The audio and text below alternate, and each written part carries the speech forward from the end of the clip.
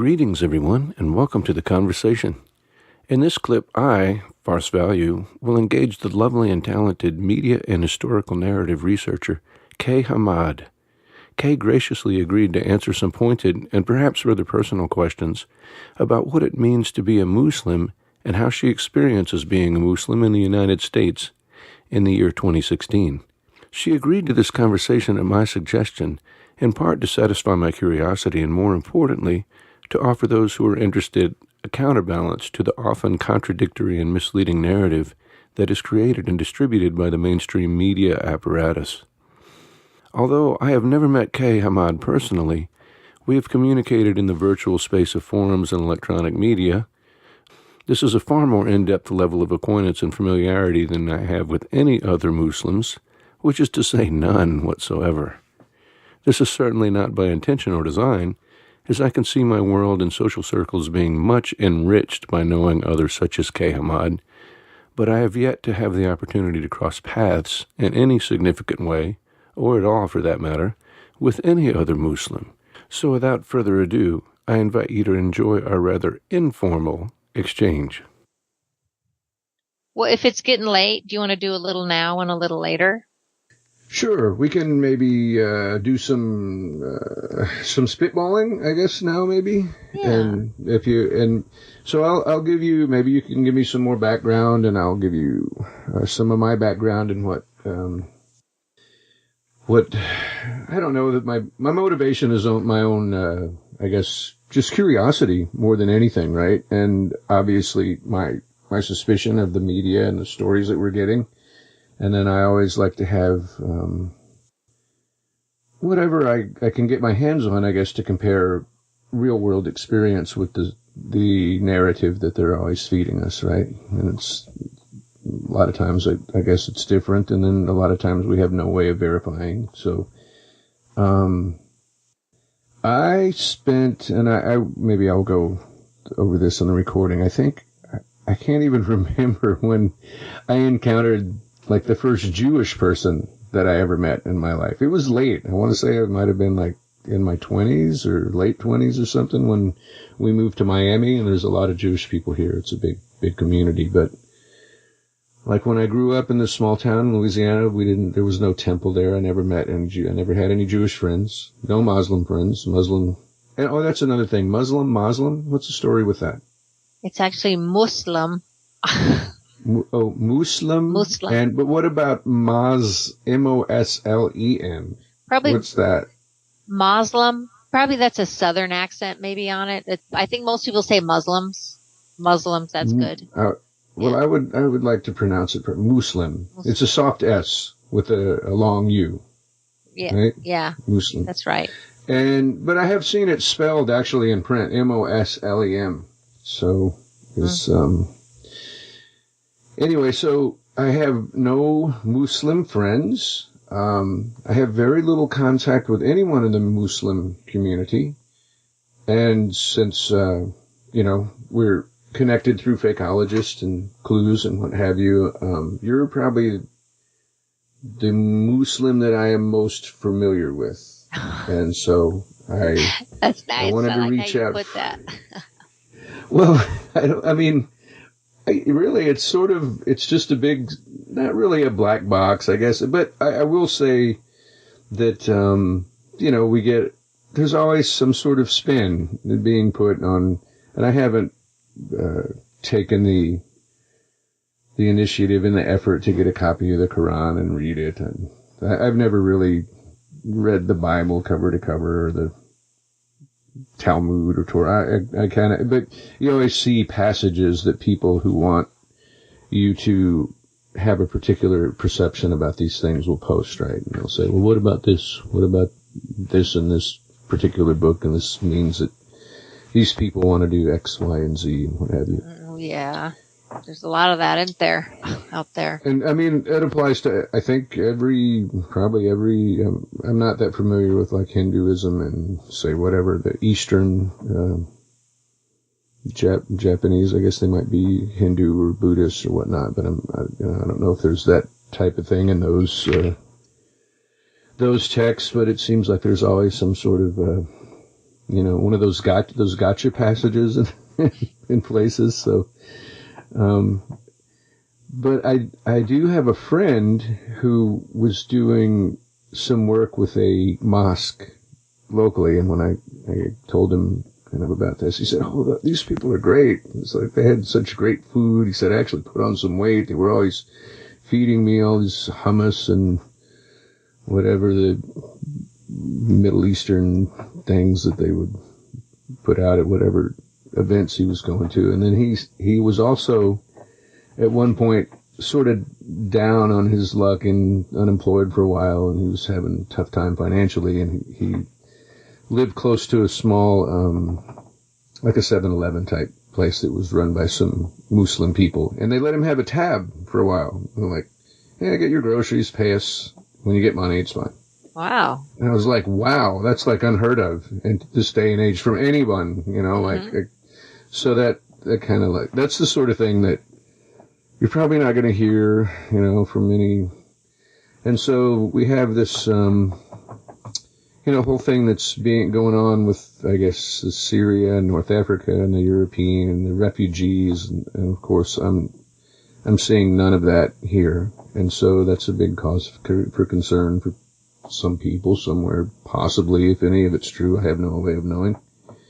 And I do recall that you said that you've asked around, and you have some connections, I guess, with some communities in the Middle East, right? And I guess you have family or whatever, your in-laws possibly, that you'd asked around about if anybody's had any contact with ISIS, and I guess the answer is probably still the same today, right? I don't know if you're still asking about that or not, but I do. The answer's still no. No one knows anyone who's ever blah, blah, blah, but so not ISIS. There's other things that they've participated in, that's been in the media, but ISIS is not one of them. They don't ever see a caravan with the black flag and people hanging on to the back of trucks with their brand new assault rifles and their crispy new haberdashery. You know what? They need to. Who's printing those ISIS flags? You need to go to a factory in China and arrest them. Well, yeah. And so we have all this NSA apparatus, but they're just like tweeting at random, and they're subverting all of America's youth, and they're radicalizing people right and left over here because they're social media wizards. But if you say anything on Facebook that offends anybody, then they'll clamp down on you so fast. But right. ISIS gets away with it. They have complete impunity to do whatever they want on all social media. I mean, it's clearly some intelligence organization, because I went to their own websites and they said, "Oh, here's ISIS websites." And I went to these websites and I looked up their what do you call that? Who is? And their WordPress accounts. ISIS has WordPress accounts. Right. What's going on? And then there were a couple others. They could never find where those are, I guess. Right. There's a couple others hosted by GoDaddy. ISIS accounts? What? And even the intelligence agencies are saying, yeah, these are ISIS. Oh, yeah, but there's no way for them to go through GoDaddy and find out what any of that stuff is.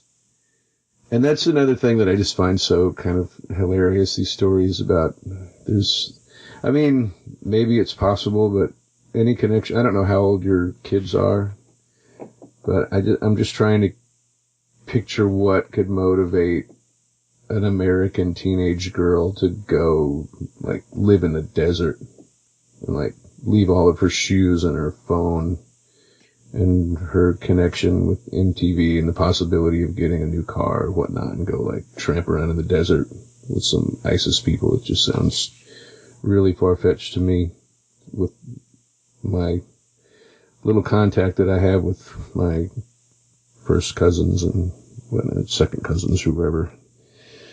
All the children of my cousins that I know, the young girls, seem like that would be the farthest thing that would ever be from their mind, was to pull up stakes and go live primitively.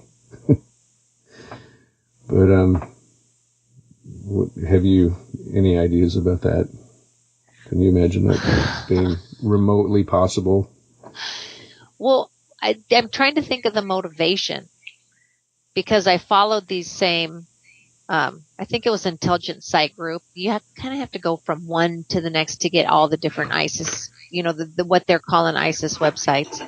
And the ones that are supposed to be radicalizing America's youth, it's just poetry. Well, yeah, I looked at that and I was like, I couldn't really understand. It was just too, like, it's basically too simple. I mean, is this because the way the media makes it sounds, it's like this sophisticated campaign, and it's like just a simple page of text with some poems. Like, okay.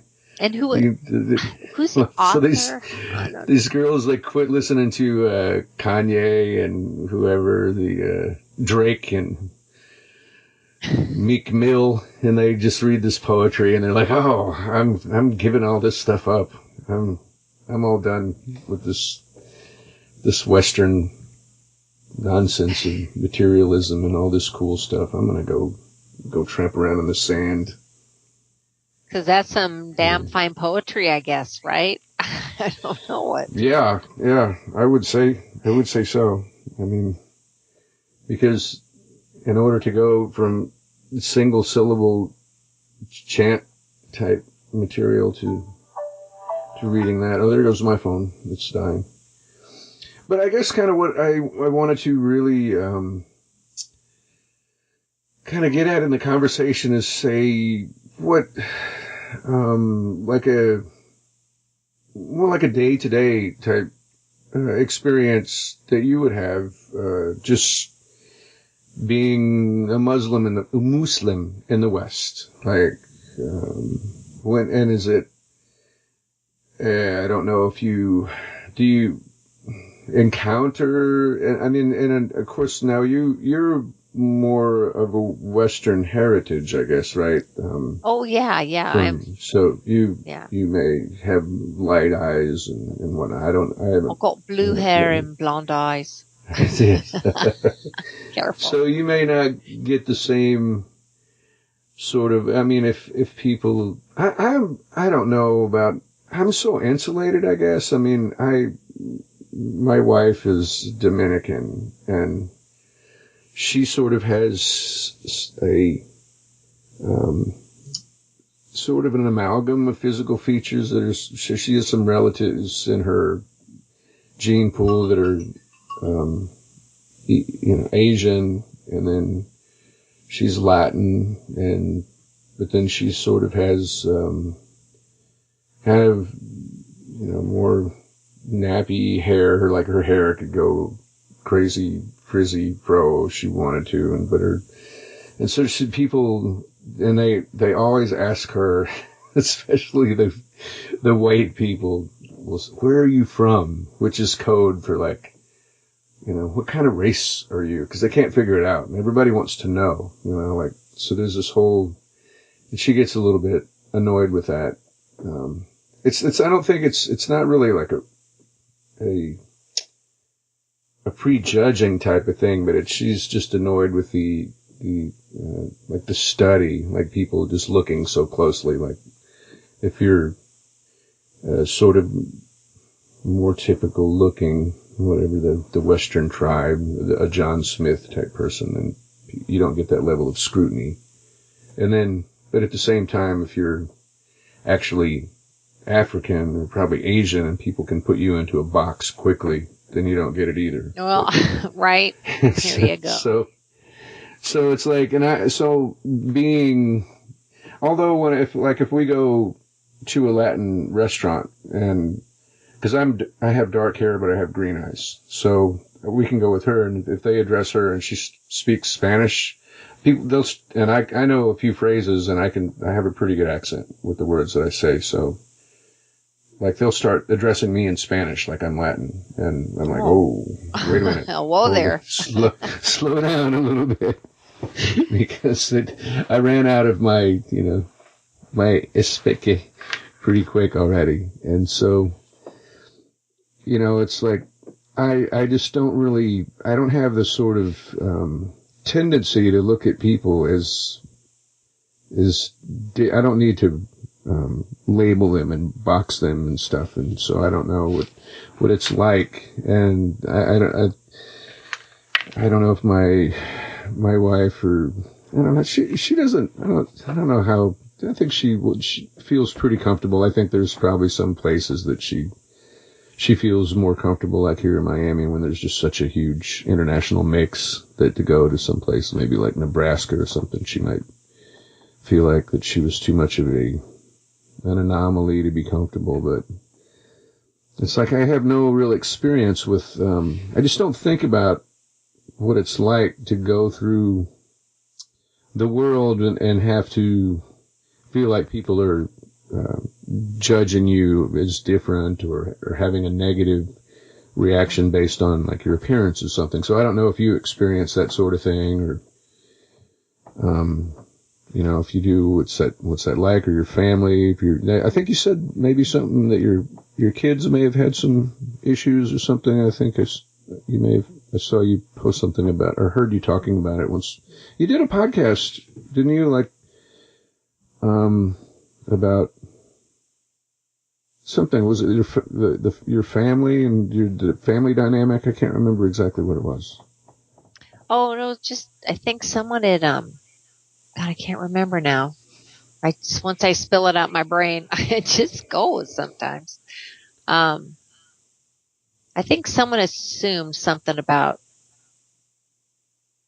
ISIS and Islam, and then my daughters were like, that's not who we are at all. Like hearing people bash Muslims, that's the idea. So when you hear people bash Muslims, my kids are like, that's not us. That's not me. That's not anyone I know. And then they feel sad. People are thinking so bad about their culture for no good reason. Do they do it openly, like in front of them? Usually it's Facebook. Let's be honest, it's Facebook. Oh. Yeah, it's pretty easy to do that. Facebook. Yeah, that's a thing unto itself. But then there's like ignorant teachers also. They'll hear them think they understand the media and, things like that also. Like, do you want to be in Iran? Thank God you're not in Iran, where you'd get whipped 20 times a day for doing one thing. It's like, don't do that in Iran. What the hell are you talking about? Have you been following Icy Freely's, some of his posts? He posted some pictures and videos. I guess he grew up in Iran. I say he. I don't know whether he's. Oh, is he Persian? I don't know. I think his parents may have been there on some kind of business or assignment, but I think he spent a pretty substantial part of his life, and I don't know that he is of Persian descent. I'm going to say no, because I think he returned to maybe America or Britain. I'm not sure, but yeah, he had posted some pictures and videos, and I've seen them before. There's like phenomenal pictures of Tehran and stuff. It's just like a completely It's a modern, sophisticated city. I mean, they're sophisticated people. They read, they're educated, they like the arts. They have a very rich culture in Iran. So to think that these guys running around in sandals is absolutely. And you've been there, right? You're speaking from experience. Is not Iran. Can you just pick up and go there? Is it like Cuba? Is it a problem? Like, well, Rick Steves went to Iran. Who's this? Rick Steves, the traveler. He works for PBS and he does commentary. I don't know. Rick Steves Europe. Welcome to Rick Steves Europe. Hi, I'm Rick Steves. Oh yeah, I've read some of his posts on the internet about various traveling things, but I haven't really watched the show or anything. Oh, he's so awesome. When my son graduated from Evergreen, he was the speaker. Oh, cool. And he talked about it too. It was amazing. If you want some truth, he talked about how he had planned to go to Iran because things were heating up in the media. So he really wanted to go there, and because he'd been there, he knew about it. He wanted to dispel all those disbeliefs about it. But the media had their program going. They didn't want to be interrupted. So they called him. They're like, if there are a bunch of different companies like the Annenberg Foundation and all these groups, they said, if you go to Iran, we're going to cut your funding. Wow. And guess what? He went to Iran and they cut his funding. But Wow. you know what? He found other contributors. So in the end, he's okay. He withstood that. But that was a big deal. They were pissed he went to Iran. Oh, so he did like a Adam and John. He's like, well, I'm not going to have these sponsors telling me what I can do. I'll get my own contributors and I'll go see what I want to see. Right. But, PBS kept him. They let him go. They didn't stop him. They just. But they lost some sponsorship, right, I guess. Because of it. But they pressured him too. And the company, he said they didn't want him to go, but he said in the speech, he said you could probably find it. I bet it's transcribed. He says there are evil people in this world and they will do evil on you to benefit themselves. And you always have to watch out for them. Do you believe he said that? Well, I mean, it's pretty disingenuous to think otherwise. I mean, well, as we know only too well, but it's yeah, I've been involved in a kind of, I got sucked back into a thread over on the Free Domain site, where I've been posting some stuff. And actually one of the members or posters over there recognized, because I had done I gave my FDR handle on Clues Forum, and then they connected it. And they're like, I can't believe you're posting over here.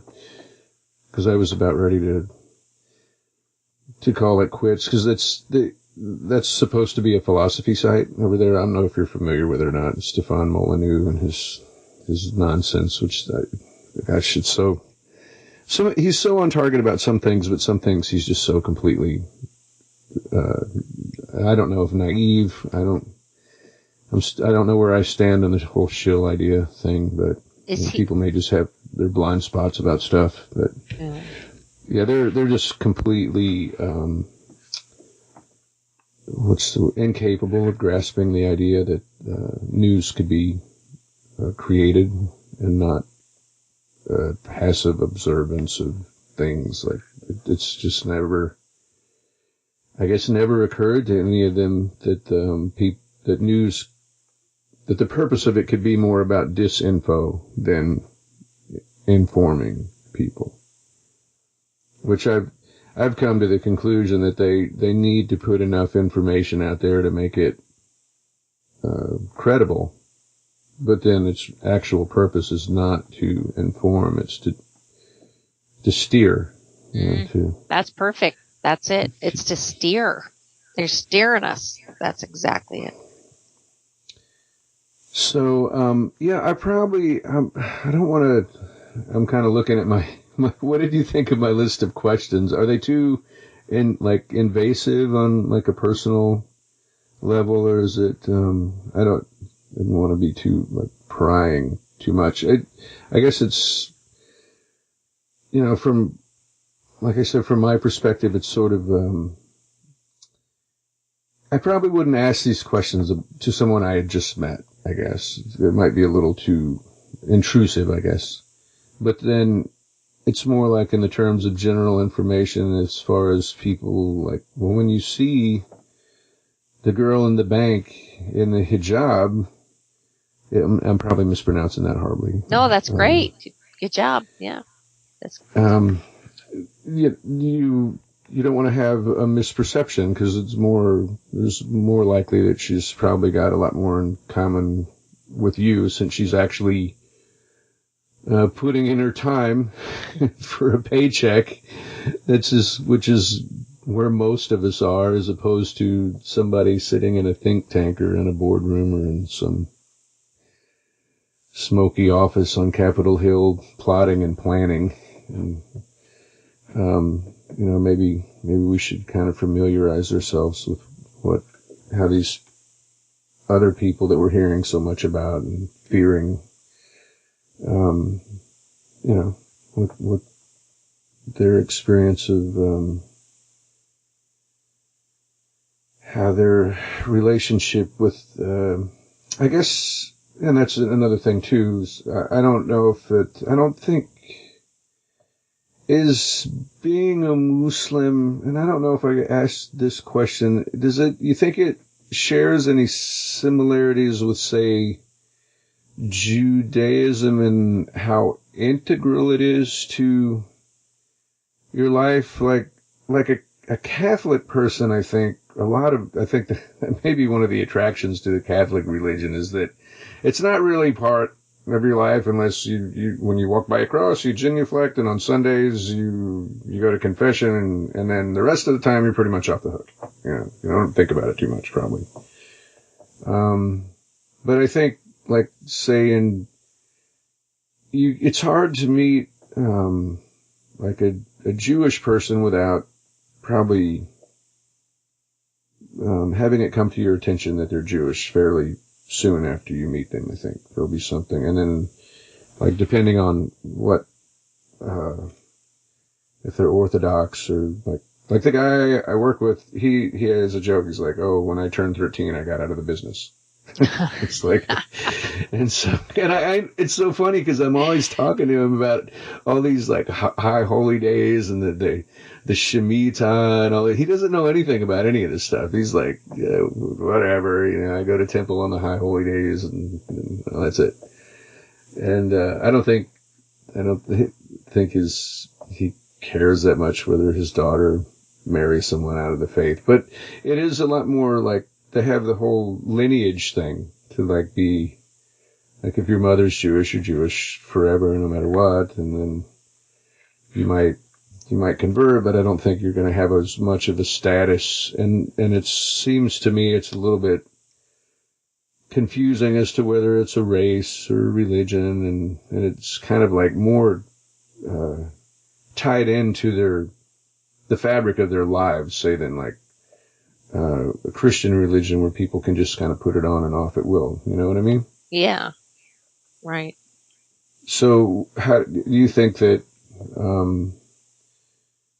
Muslim people is it more integrated into their lives on like a minute by minute basis, as far as, is that something that you would want to aspire to if you were to be observant in the best possible sense, or is it something that really doesn't occupy that much of your attention, or is there like guilt associated with it like there is in Christianity?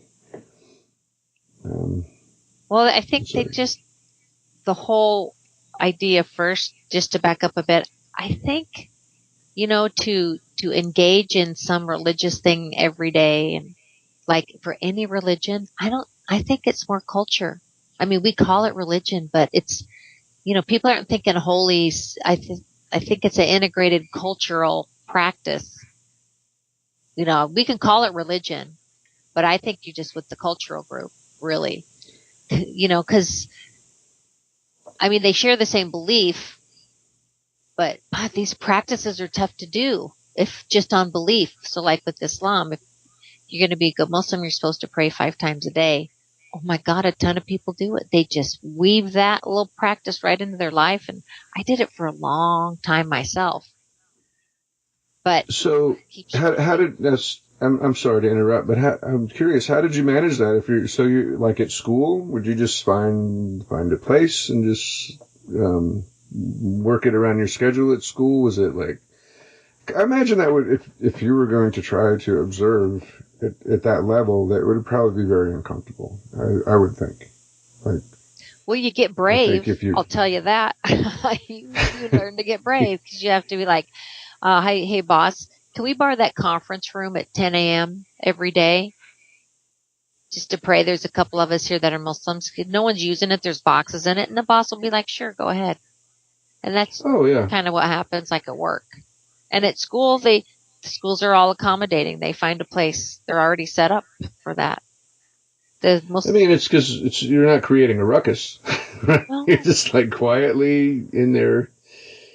And is there like I guess you can't, you wouldn't be able to do it longer than what, Like it's not like a prescribed length of time, or is there like a passage or something that you... So there's 5 prayers a day, okay? And then the first prayer is usually in the morning before sunrise. The second prayer is in the afternoon, like around noonish. And then the third prayer is a little later than that. The fourth prayer is at sunset. And then the very last prayer is a couple hours after sunset. And it only takes 5 minutes. You know, you have to make wudu before you pray. And wudu is you wash your hands and your face and your feet and behind your ears or your forehead like that. And you clean your mouth out. That's wudu, you're clean. Your wudu's broken if you go potty, you know, something like that. Then you have to remake wudu. So plan your wudu is what I'm telling you. That's what people do. Those are all good, healthy practices. I have no problem they with do that. any of that sort of thing. Yeah, right. It's healthy. It's good. You're clean. You're washing everything. So these dirty ISIS people, I'm like, nope, you're not Muslim. You're dirty. Because real Muslims are, if they're religious, they're cleaning all the time. And then the prayer, it's only 5 minutes. You know, they stand up and bend over and stand up and then kind of kneel and put their head on the ground. And so they have to do a certain set of those. And then in between those, they say like a verse from the Quran, maybe. Well, yeah, there's a certain, but I mean, that's the general idea.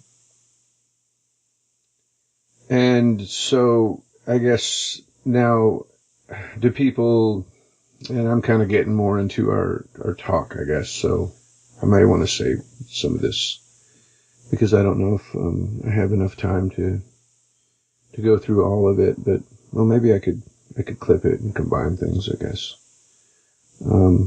Because I had hoped for it to be a little more formal, but I know, I'm sorry with my time, but you know, putting these together, it just seems to be how they are. We just kind of fit them in when we can. Yeah, it's not a problem, and it's not a complaint. It's and it's real life. That's what real life is. Man, don't we know it, huh? Spitting out those shows like a machine. That's not real life. I'm sorry, that's not. No. Well, it's funny, and that's one of the things that I really enjoy about the no agenda shows. That I come from a production environment, so like it's kind of what my job is I'm always doing in the backstage and in the production booth or listen. And so when Adam, like, he does all that inside baseball about production, it kind of just tickles me because it's so clear. It's like hitting me so close to home, and I really respect the way that he's able to manage that by himself. You know, I just have a lot of I'm kind of impressed with the way that he's able to be so on top of the production aspects, and I think it probably would be really, really hard for people that aren't pretty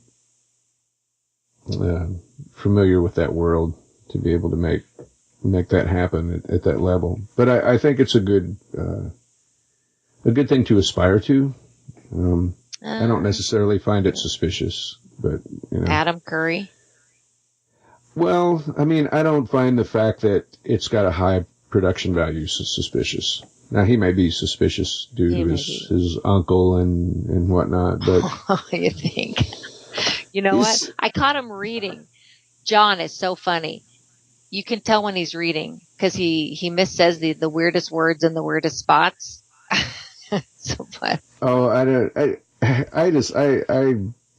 kind of take it with a grain of salt. I mean, Dvorak cracks me up. I think he's got a real sort of so entertaining, aren't they? Vector sense of humor that comes out of weird places that just, and he's got that sort of traditional old man sort of like, or from a different age almost that, so, I really, you ever listen to, Prairie Home Companion? That's a great show. Yeah.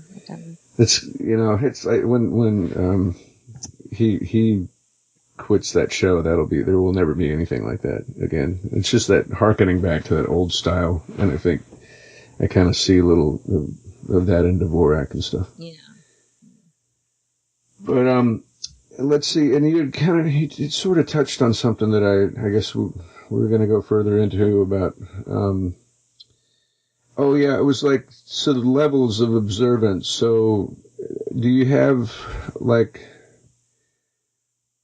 is everyone that's going to say that they're a Muslim and like, a lot of, I don't know, I'm not really religious anymore. My family, I grew up in a Southern Baptist family, and a lot of them are still very religious and attend church, and they're evangelical. So in the evangelical Christian community, they have a mission, what's the word,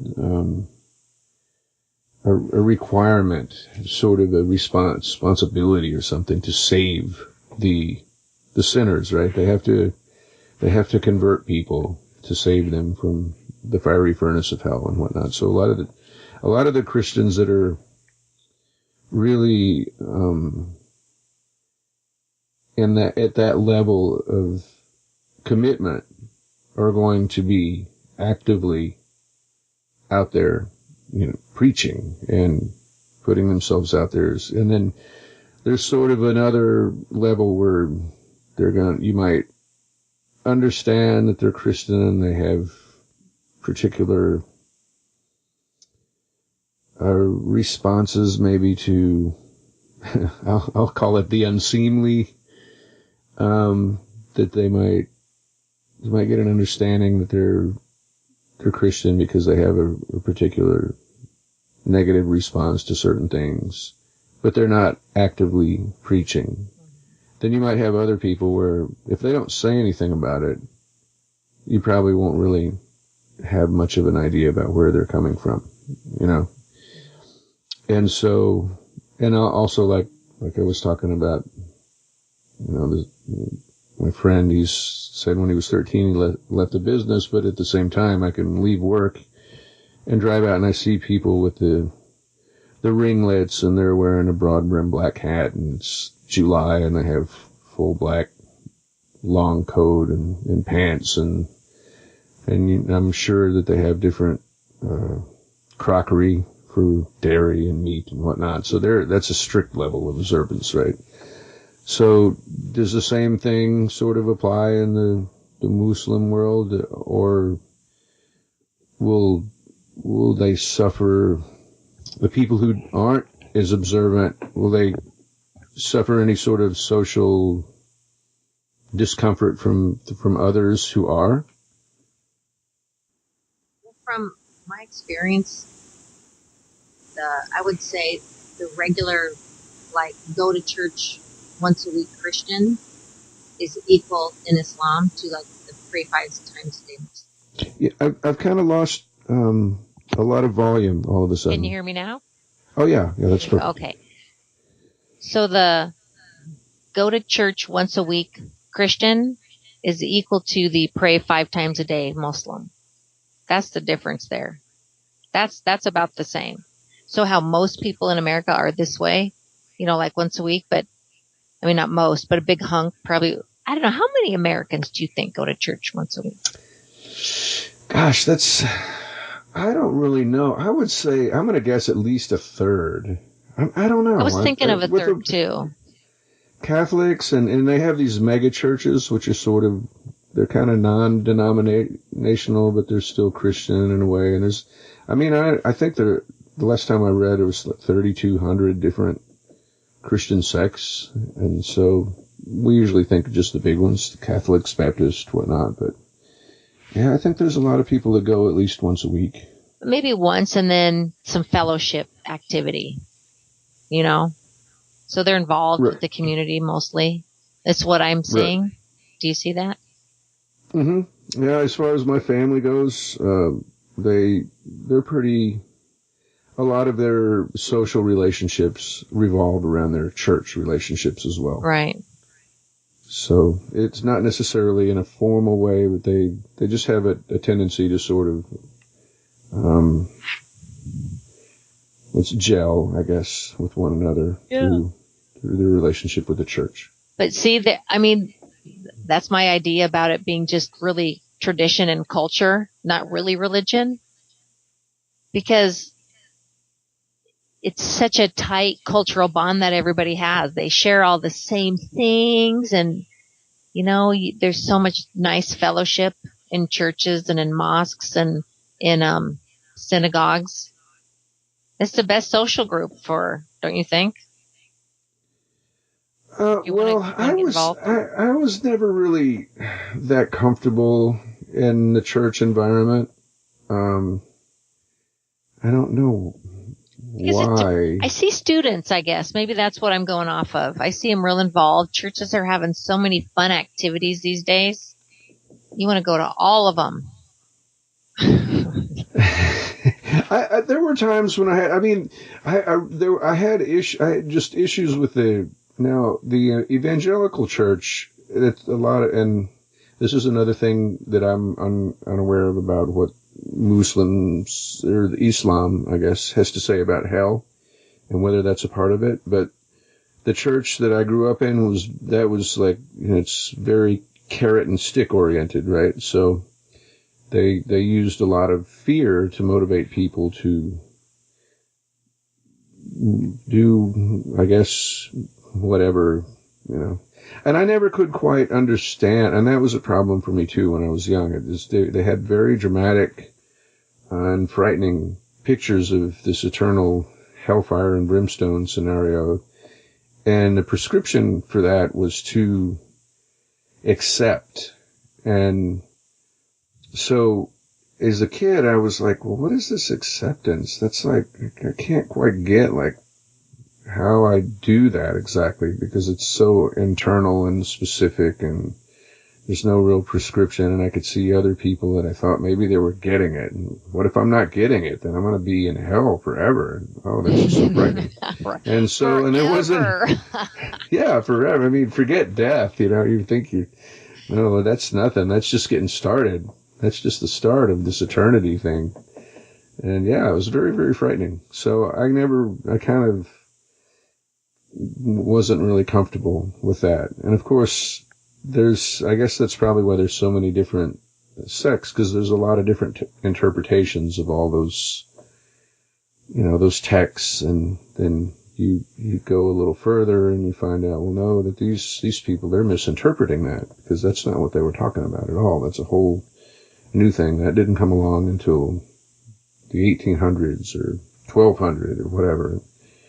So that was, that's one of the reasons I probably didn't really feel comfortable. I was like, oh, this is just it's too frightening.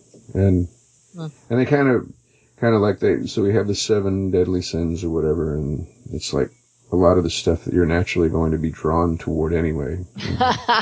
Appetites, right. And that's the rub right there, man. Give us something we're going to do and make it wrong. Yeah, and then you got a lot of fearful people running around. So, but there was a lot of fun that was involved in it too. And I think I guess depending on where, there's like some churches, they don't really teach that.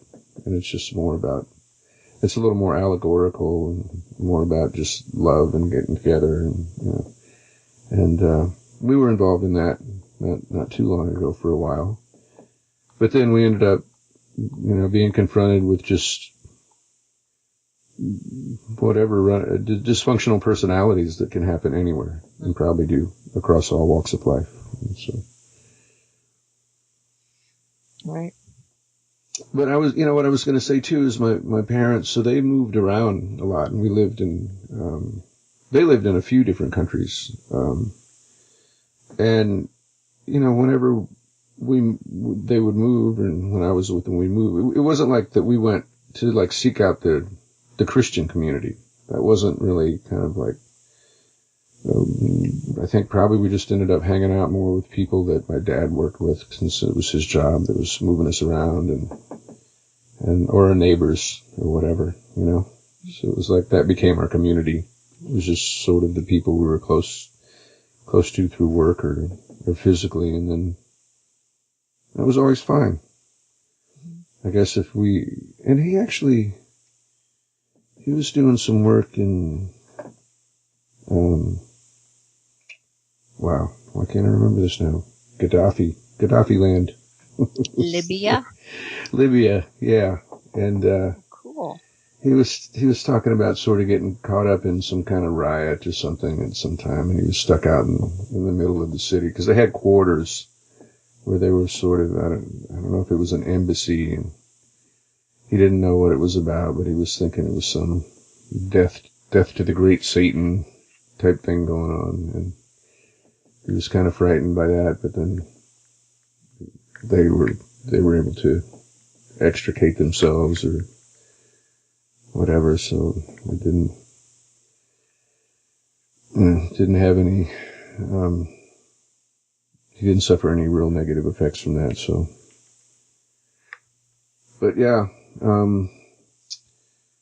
so I guess, I think I've done a lot of talking. So, here's one of, Oh, you know what? I think we have something to finish. You asked, how do Muslims proselytize, or do they proselytize? well, yeah, there's a bunch of questions, and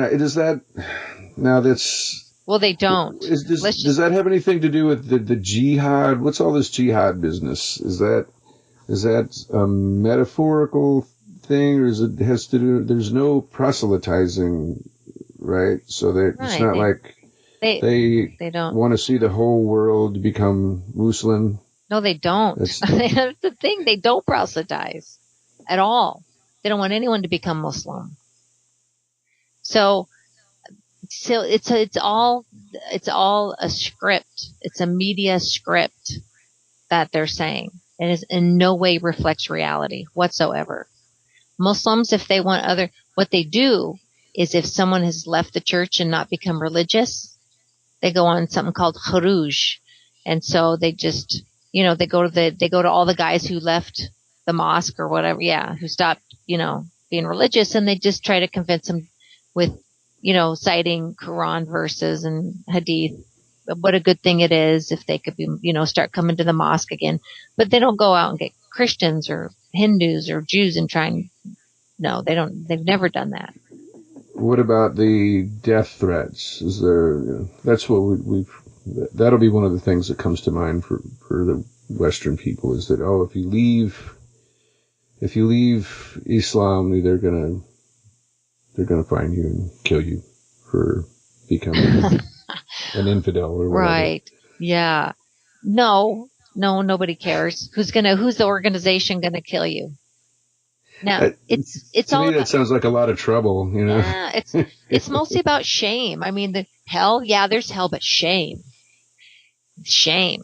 You don't shame yourself. Don't shame yourself. It's all about shame. Islam is about don't shame yourself.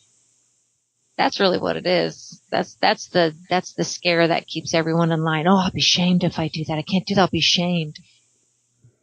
And well, that's an interesting thing now, because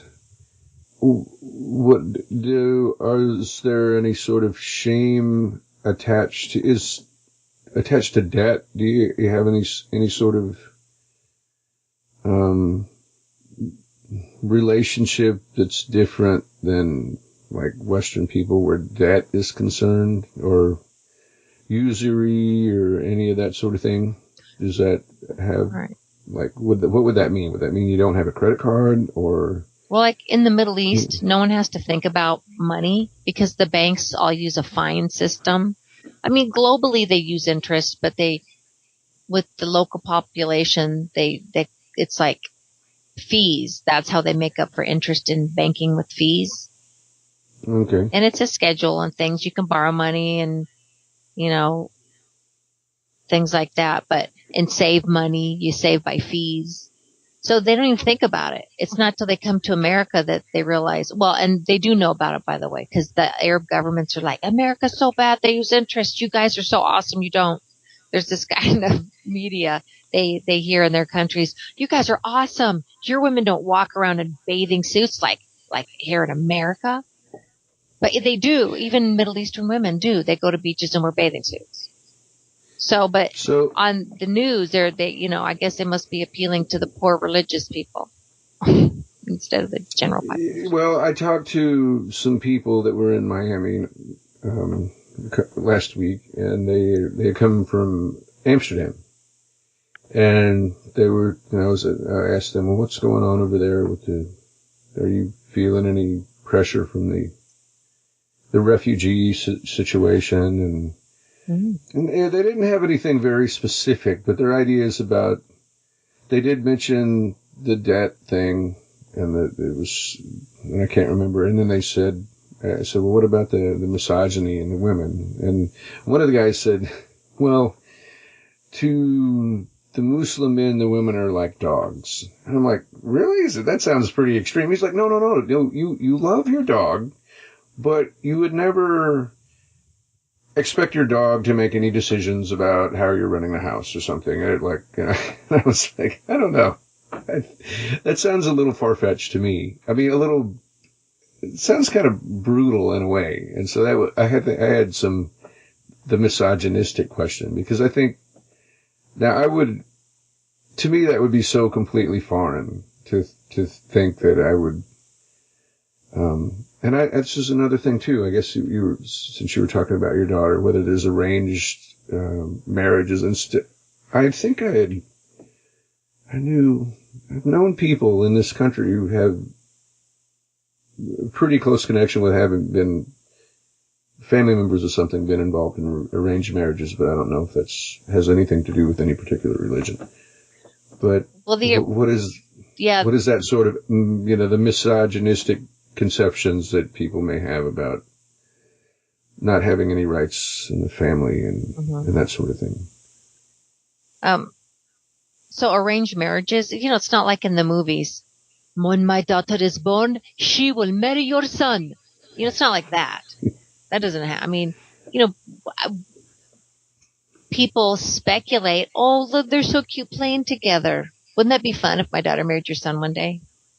Just like Americans do, And so the whole arranged marriage is, what kind of network do you have to get married? What kind of network does your community have to hook up young people so that they can start a healthy family? So it's more like matchmaking, I guess. Yeah, it's just matchmaking. And you know what? Right. Americans, you're lucky if you're part of a church for your matchmaking. Otherwise, you got to date a bunch of dudes and screw a bunch of guys and to figure out if they want you or not. Seriously, the American dating scene is brutal on women. It's brutal on men too. Matchmaking is much better idea. It's much healthier. What do you think? How does the success rate compare? It's great. Yeah, they already know. They already know each other, mostly from the community. But if they don't, they know of each other. You already know, is that the type of person I want to marry? Sure. Yeah. I know what he does. I know he's involved in this thing right here, and he plays soccer once a week. So yeah, I like that. I would imagine the success rate for, the longevity of marriages to be much higher in that type of situation than like the completely random, or we're just going to go meet somebody in college or at a bar or whatever. And you meet a few people. It's just not like you just, get your ticket and you're done. There's a lot of interviewing that goes on. When they have kids meet each other for the first time for this idea. And you know what? Chances are they already know each other. They've been out dancing together. They met up, like regular teenagers. They do regular teenage things. So there's not going to be a situation probably where a girl is going to be forced into a marriage against her will to some guy because her father wants her to marry this guy for whatever reason. She has no choice, and she's just going to languish in this as a prisoner in this marriage for the rest of her life. Yeah, I'm sure that happens in every community. Every community. If it makes the dad have some benefit, sure. Then if he's already an abusive person, yes, his children are at risk, and they were probably always at risk from him.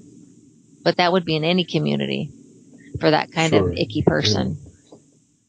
And the parents always, and I don't know that it's, maybe it's not perceived to be as powerful, but if a a parent is going to say, well, if you marry so-and-so, then you're not my daughter anymore, or whatever. I forbid you to marry person X, and we'll write you out of the will, or whatever they're going to use to show their disapproval. It's probably just as powerful as whatever the inverse would be for, in another situation. So I don't know that it's that different, probably.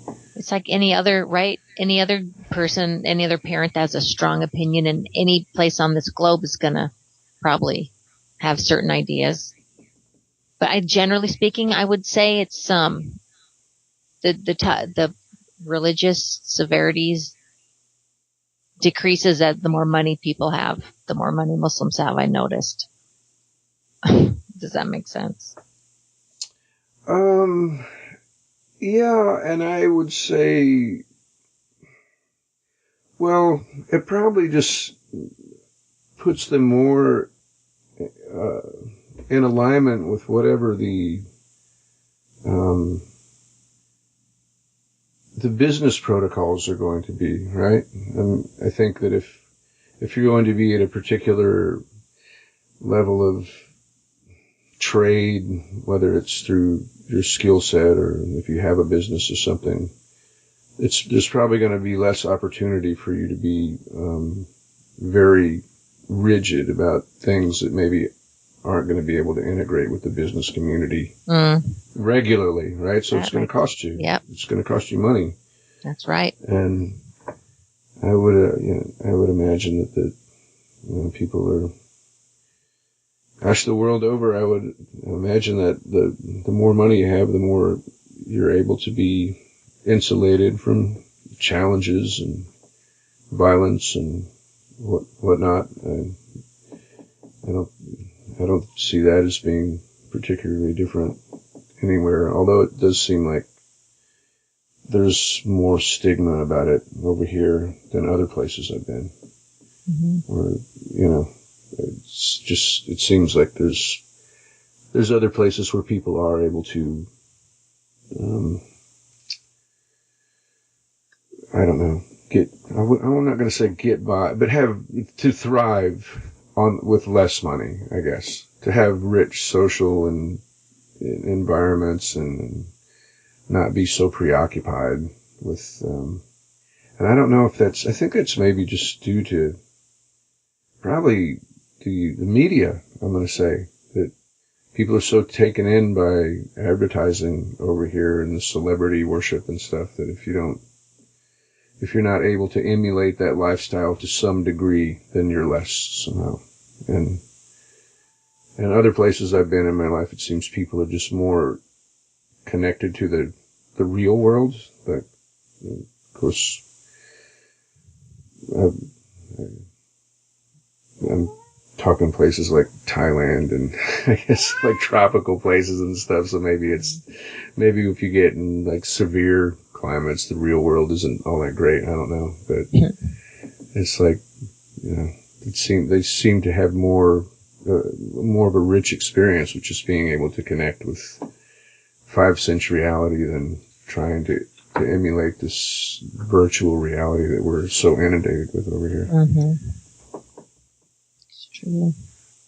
So, and I'll ask you one more question, and this is kind of personal, and there's probably some other things that maybe if you want to do this again, that would be awesome, because I'm enjoying this. I hope it's not too not being too intrusive. And this is going to be intrusive, but what sort of problems do you foresee if your daughter marries outside of the faith? What's that going to mean to? Is there an immediate issue that you're going to have, or is it something down the line? Do you worry about how the children might, there might be some issue with that, or what is it that you see that's going to create a problem?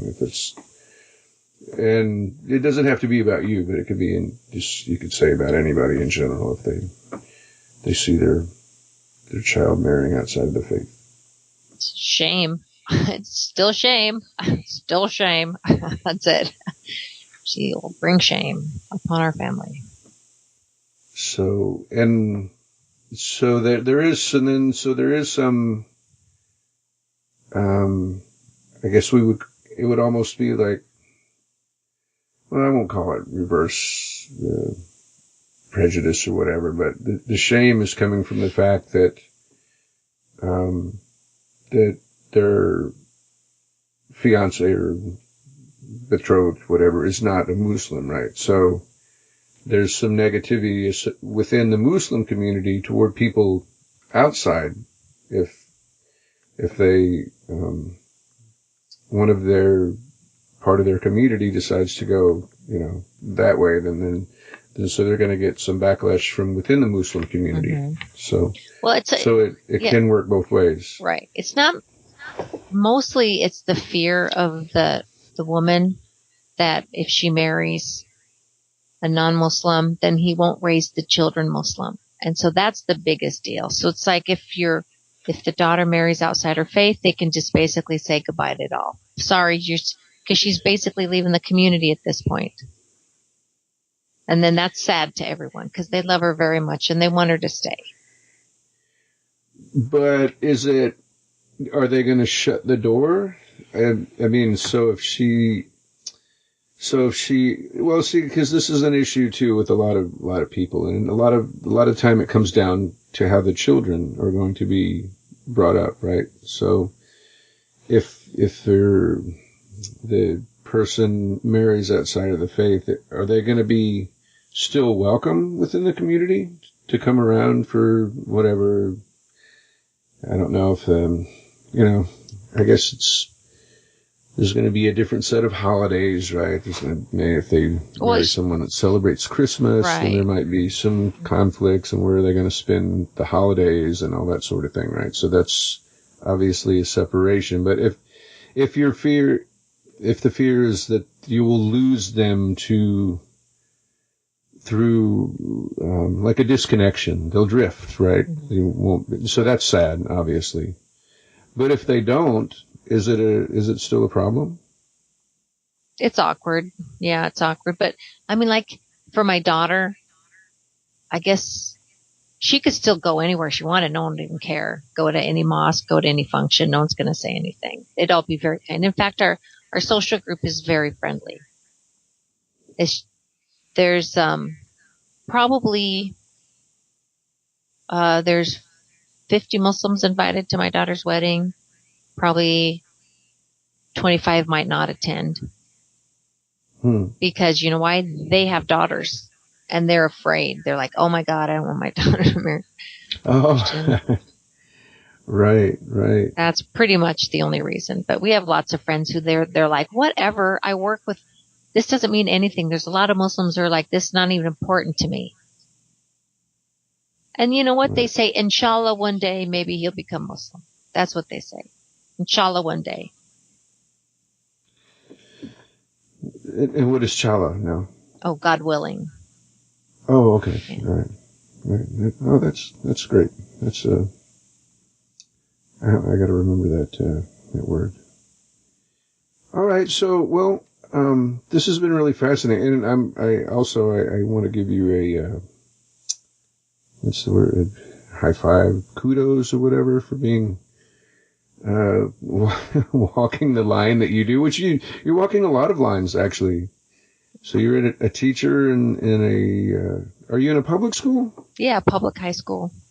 Yeah, so that's got its own set of rigors, right, and parameters that you have to maintain and whatnot. And then you're in the fakeology community, that would be enough. And then you're also in the Muslim community, so that's a lot of different ways that you're probably balancing.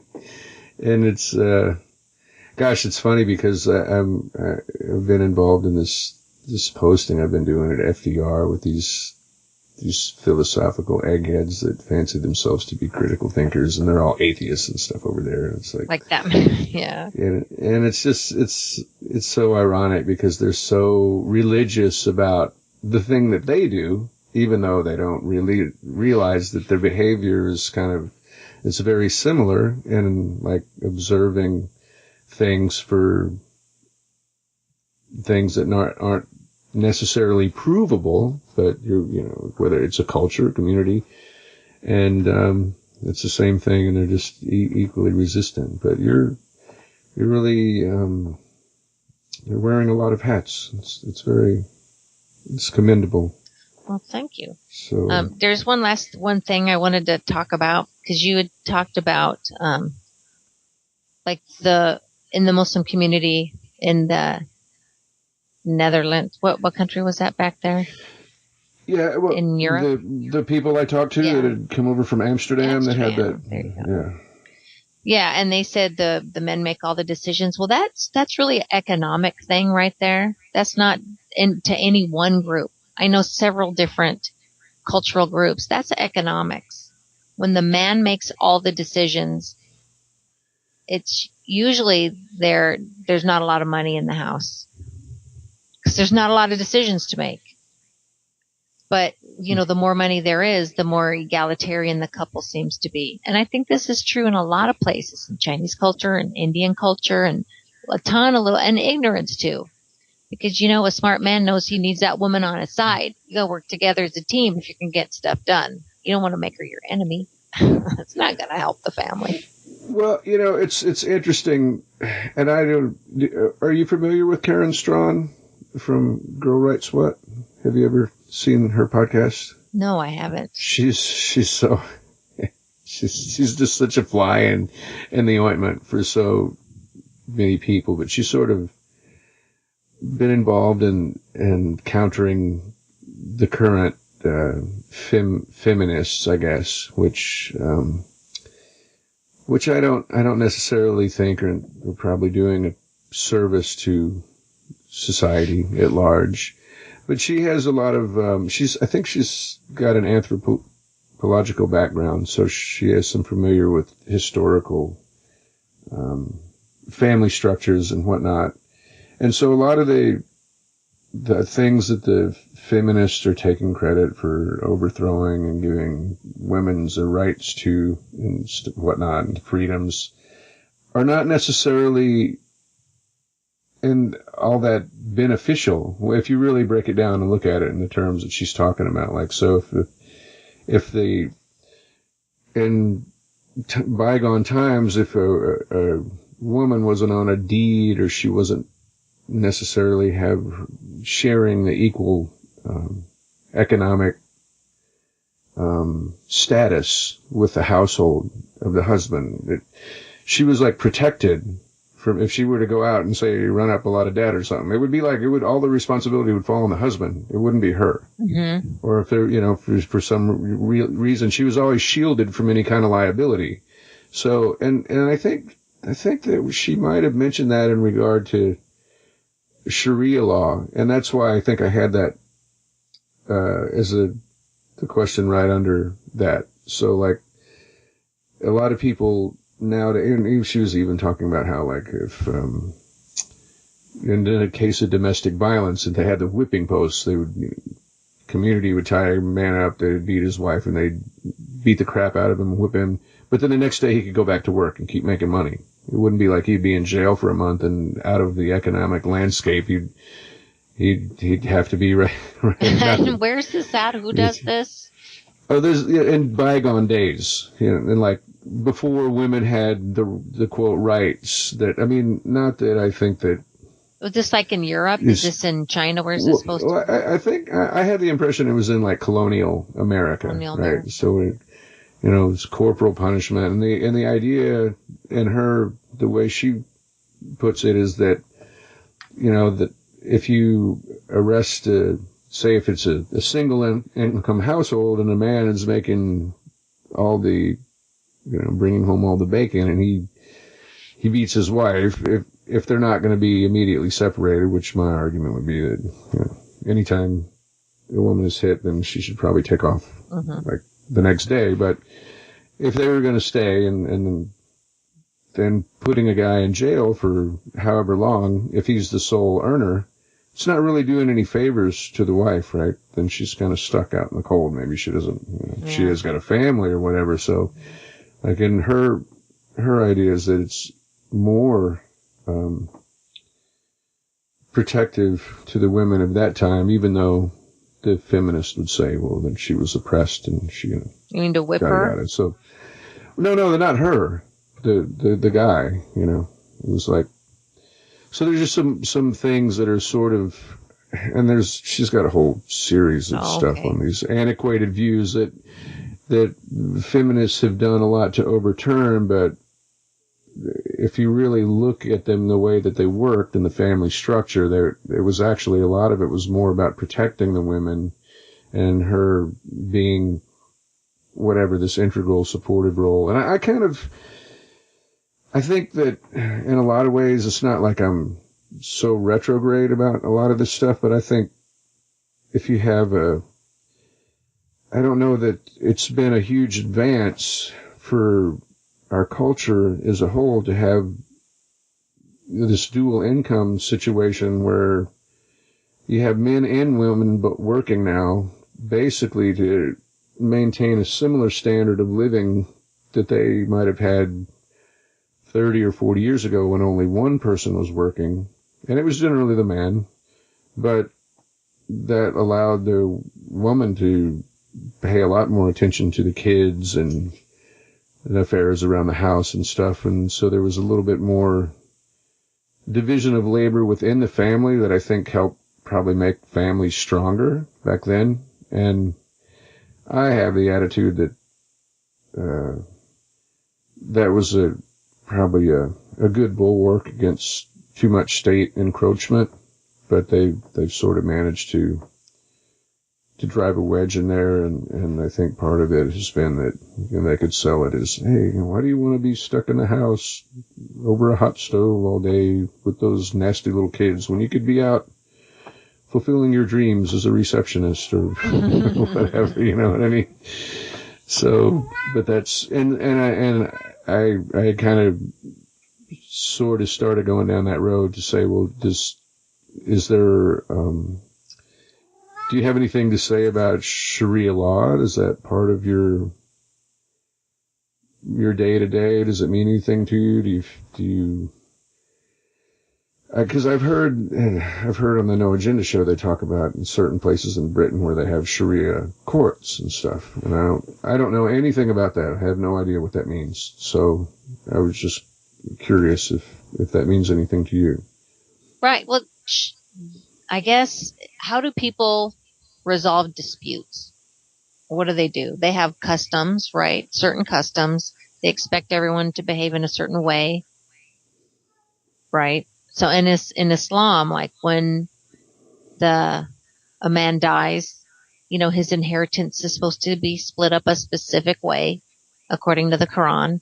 The Quran has a lot of rules in it about how people should behave. So really, you're kept super busy behaving the right way if you're a Muslim. That's like I'm going ISIS. No way. There's so much stuff to do if you're a good Muslim. You don't have time for that nonsense. ISIS can't be real.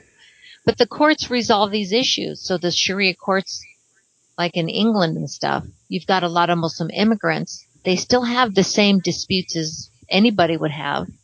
So why not a court to address their specific issues? Now, a lot of times there's like mediators who get involved to help. There's a lot of, what do you do when a man's hitting a woman? And so, maybe you can find relief within the religion also to help, and these courts kind of help do that, the Sharia law courts, to get the guy back on track. Maybe don't hit your wife. That's not right. You're supposed to bend the rib, not break it. One of these things. Learn how to do that, my friend. Yeah, I don't know if I would be promoting that too very heavily. But I guess just to settle it's just a dispute, a way to settle disputes. That's it. The same thing we would use a court for. Like I sued a guy for a couple $1,000 because he reneged on a contract. That's it. I went to my court. Yeah, it's fine. So maybe within the Muslim community, it's the same idea. You have a dispute, you take it to someone who's going to help you settle it. Did the court work out for you in that instance? It did. It did. Oh, good. Yeah. Good. Because, well, the guy was an idiot. So that helps too. Well, I will tell you that, like, and it's interesting because some of the material that I get comes out of Facebook, and the Facebook, I have friends. I don't think it probably matters. I'm sure, I would imagine everybody's the same, but if you have friends that are conservative, they're going to fall on a particular side of that big bold line that's drawn down the middle of red and blue, and they're going to be reposting all the conservative things, and right. And the inverse applies to the liberals, right? And they're going to fall into one of those two camps. At least that's the experience of my friends on Facebook. Right. But the conservative ones that have this fear, they'll repost videos of a group of people in masks caning a woman on the ground because she's been unfaithful or something. Or I would say that's not real. That's not real. What are you going to do when all the courts are Sharia and they're cutting hands off of people right and left for, beheading people, and that's their whole... The Sharia law said behead, yeah. So that's why... But I think it's important that people... And see, that's another thing, too, I say about the Bible. If you go and you look at there's a lot of passages in the Bible that say that prescriptive, whatever punishments or reaction to non-believers or whatever is pretty severe if you really look at that original text. And non-believers? Yeah, killing all the non-believers, and if your daughter is raped, and then she has to marry the man that raped her, and there's all this kind of slavery guidelines and all this stuff in there. And it's like most people nowadays, they kind of just sort of, yeah, that's in there, but that's not really how we're going to manage our affairs. We just ignore that part. We kind of ignore that part. And I haven't looked closely enough at the Quran to know whether there are things like in there, but I doubt that people are going to say, well, that's the way we got to handle this situation, because they're, like you said, it's a cultural thing. So, but I think the conservative people that are concerned about Islam, they're like, well, they're sleeper cells. All the people, and they're just waiting till they can rise up and institute the Sharia courts, and we'll all have to convert. I should show people. I should do a post on Clues Forum about what a Sharia court is, because it's actually really sad. Most of the people who don't have money go to the Sharia court because it's free. That's what it's used for in Britain. It's a free service for people who have no other place to turn and are Muslim. And if you have money, you get your own damn lawyer and settle it. The only people using the Sharia court are the poor people. So I wish everyone could hear that. The only poor people, that they're just poor people. Because they can't afford their own lawyer. Really, you're going to risk your millions of dollars on a Sharia court when you could get a really nice lawyer and make sure your money's safe? No. Only poor people go to Sharia courts. Well, I'm from a real anarchistic mindset, so I have a lot of suspicion of the state in general. So if there was an alternative for me to resolving a dispute that didn't involve the state, I might, want to consider that first, just because a lot of my experience with the state has been that they always have their hand out too. Mm-hmm. So like if you get, and the same with lawyers, if you get the lawyers and the courts involved, whatever the pie is, however big it is, that at the end, the people that are in dispute, they're going to give a big chunk of that to the courts and the lawyers. Mm-hmm. They're not going to get as much, however it's resolved. So you have to be, that's why, people that get divorced and they have this sort of, no quarter attitude toward their former spouse or whatever. It's like, gosh, it's such a real boon for the lawyers and stuff, because they can get in there and divide up a nice chunk of that pie. And the people they're so emotional And I'm sure a lot of times they probably have good reason, but it's like, gosh, how much better off you'd be if you were able to just get past the emotion and come to some sort of peaceful resolution on your own without involving the courts and the lawyers. Well, they try that. I mean, if you want to go that route, it's like small claims court, you have to see a mediator first before they let the judge talk to you. So they try and resolve it outside of court a lot, with that. And like my sister's just got a divorce. Boy, the courts push the mediator. Don't see the judge. Go see the mediator first. You got to see the mediator first, which is, I think it's a good step, at least. Maybe. I mean, yeah, marriage is tough because there's so much history and baggage and emotion and stuff. And, right. It's tough. But, well, Kay, thank you so much for taking the time to talk to me. I really appreciate it. I might, if you want to continue it at some point, I don't know if we covered everything. I think I probably got a lot of information now. You're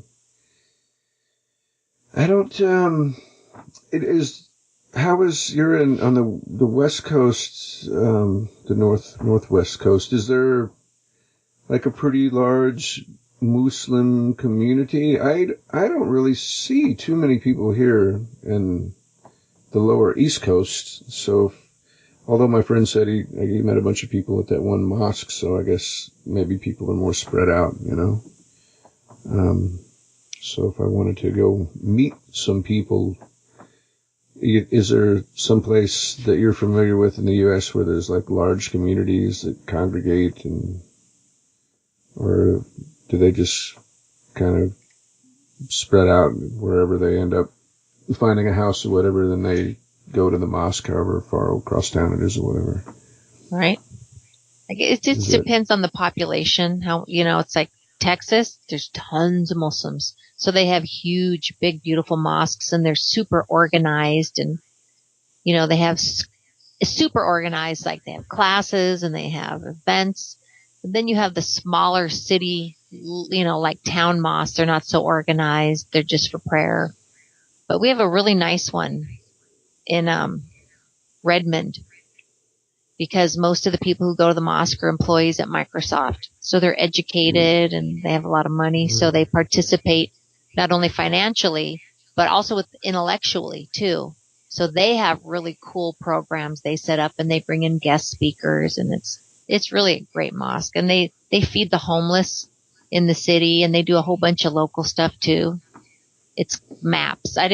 There's a Clues Forum. I did a link on, I think, the ISIS post of what real Muslims look like. And so I included a local mosque and a couple other things that people can check out. What do you think a reaction would be if I wanted to go to one day and I were to just like show up at the door and say, "Hey, I'm curious. I want to come check you guys out and see." Oh, hello, brother. Yes, come in, brother. Come in. Let me show you around. That's what you get. That's it, huh? Yeah. Awesome. All right, Kay. Well, thank you so much. It's getting late here for me, so I'm going to have to go ahead and end.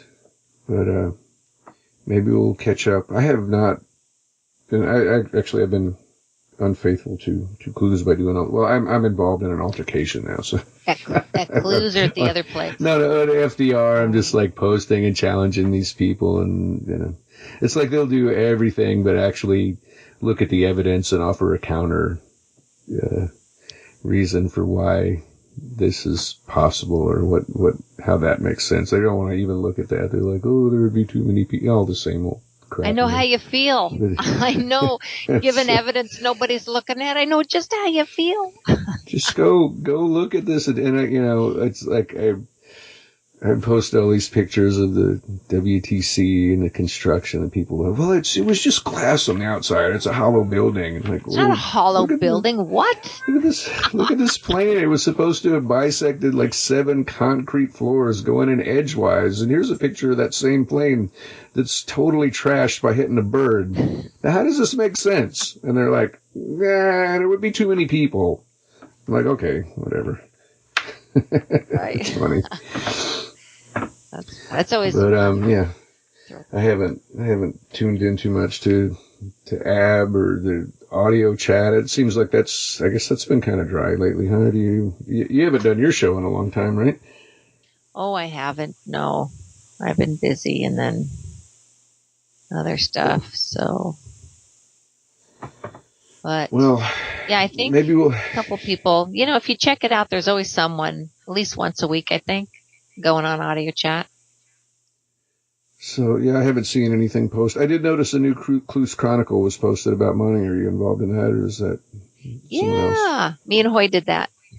Okay, so I haven't listened to that yet, so that's the next thing I can get to. Okay. I'm all done with the flatology. I'm completely I'm over the whole thing. I don't want to really hear about it anymore. I've decided that it doesn't really matter, and the whole thing's a giant psyop, and it's just a distraction. And enough already. Let's move on. Move on. I like that. Let's move on. Yeah, there's plenty of stuff for us to get to out there. I got dinosaurs. I'm still working on my dinosaur project. Prove they're fake. Well, I guess I think Luke's did a nice post on, I guess the very first one they found, they've admitted to, right, that it was a concoction of whale bones and stuff. And so, oh, really? I didn't look that up. Yeah, that's on the Clues. It's like one of the early posts, and he puts it out there, and I think it's sort of understood in the paleontological community that was the thing that got the whole ball rolling was a hoax, and it's admitted. So, I don't know. They get stuck in the analyzing of the bones and the cell structures and the cavities, and they're like, wait a minute, you don't even know what you have. You have if it's even real, you got this piece of thing here. They just analyze the heck out of it. They get caught up in that, I think. They get to put all these skin on them and make up all these scales and claws and little tiny arms or whatever they're going to do. Let your imagination run wild. Right. What color should we do the skin now? They can tell you what they ate and how much of it they were eating. And then did you see that one where the people are conjecturing about gravity constants may have been different back then because the physical dynamics of the dinosaur bodies don't really work. And they're like, well, maybe there wasn't as much gravity back then as there is now, so that allowed them to have these giant, weird counterbalance tails and stuff. Why wasn't everything giant then? Yeah, it's funny. Come on, people, let's follow this through. They should have been, giant everything. That's true. Well, I'll look forward to anything you put out there. I'm always eagerly looking around for stuff. Oh, well, good. You should just do audios by yourself. I enjoy interviewing, but you have a lot of neat things to say. I would tune in. Audio by Farce Value. Well, I listen. I haven't listened. I guess Chris is on hiatus, but I like the way he always seems to have a little, whatever his first hour that he does, he picks some kind of thing that he addresses and fleshes out. So maybe if I could put down a list of subjects that I would want to rant about or whatever. Flesh out? Yeah. Flesh that out. I like how he just takes a thought and follows it all the way to the end. Thank you. Follow it all the way. I find him to be so amusing. Yeah, me too. Really? Come on, man. I know. Are you going to tell me that is like that? Come on. That's good. That's exactly. Chris from hoaxbusters.blogspot.com. Is that it? Yeah. I like to support people, throw that out there just so people, because I'm always looking for audios, for a good hit. So that's a good one, people, if you haven't. Hoaxbusters call. All right. Well, okay. I'm going to move on. Thank you so much, Kay. We'll catch up again, and I really appreciate it. Good luck with all your situation that's going on out there. I hope it resolves. Oh, thank you. Oh, it'll resolve. It always does, right? Favorably to everyone. Oh, thank you. And thank you for calling me up so we could have this chat. I really enjoyed it. Okay. Good night.